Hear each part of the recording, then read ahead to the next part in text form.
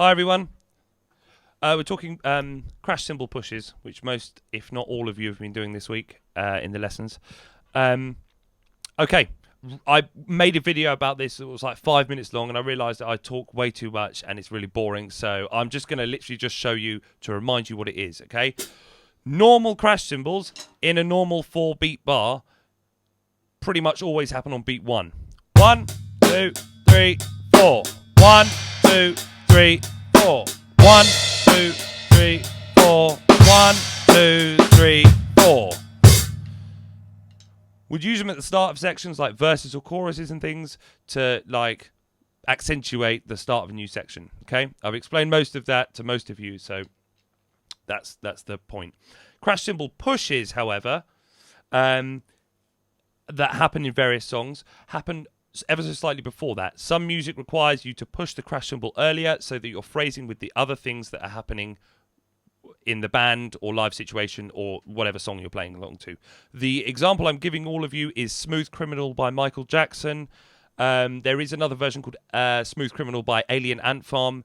One of them's rocky, one of them's not. Play along to them, have fun, it's good fun. So we're playing the crash cymbals on the and of 4. Okay, so if you're counting your hi-hats when you're playing a beat, 1 and 2 and 3 and 4 and 1 and 2 and 3 and 4 and you're going to be playing the crash cymbal on the and of 4, which is 1 earlier than the beat 1 that you would usually play it on. Okay, so it'll sound a bit like this: 1 and 2 and 3 and 4 and 1 and 2 and 3 and 4 and 1 and 2 and 3 and 4 and. Okay, now because you're pushing your crash cymbal earlier, you're also pushing your bass drum earlier because you have to play a crash cymbal with either a bass drum or a snare drum or something punchy. Okay, crash cymbals on its own, rubbish. Ugh. No, better. Yes. Okay, more punchy, more of an accenty thing. Okay, so you're now pushing your bass drum as well as your crash cymbal earlier. So your bass drum would normally be on beat 1, but now we're putting it on the and of 4. Now leaves us with some options for beat 1. Okay, 3 options for the purposes of this exercise. Option number 1, put the original bass drum and hi-hat on beat 1. Fine. Option number 2, get rid of the bass drum, still play the hi-hats. For most of you, that's going to be the easiest option, so I'd start with that. But whatever. And option number 3 is get rid of everything on beat 1. You can even get rid of everything on the and of 1 as well. So you're not playing 1 and then you come back in on beat 2. Okay? So I'll give you all 3 options. Okay? So we're going to do original bass drum. We'll do that a couple of times. And then we're going to play just the hi-hats, original hi-hats, but no bass drum on beat 1. Do that a few times. And then we'll do nothing on beat 1. And I'll show you some examples of not playing on the and of 1 as well. Here we go. 1, 2, 3, 4.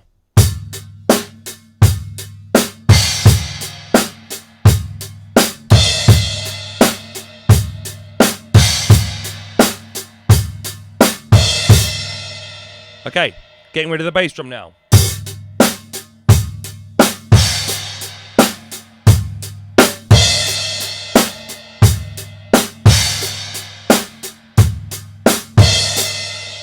Now getting rid of everything on beat 1, I'll do some different flavors of whether I'm getting rid of 1 or 1 and as well.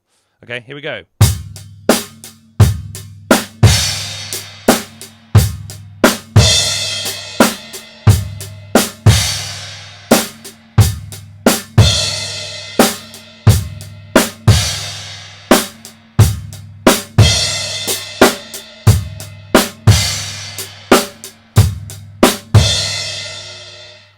That's probably my favourite one because it makes more of a statement out of those crash cymbals being pushed.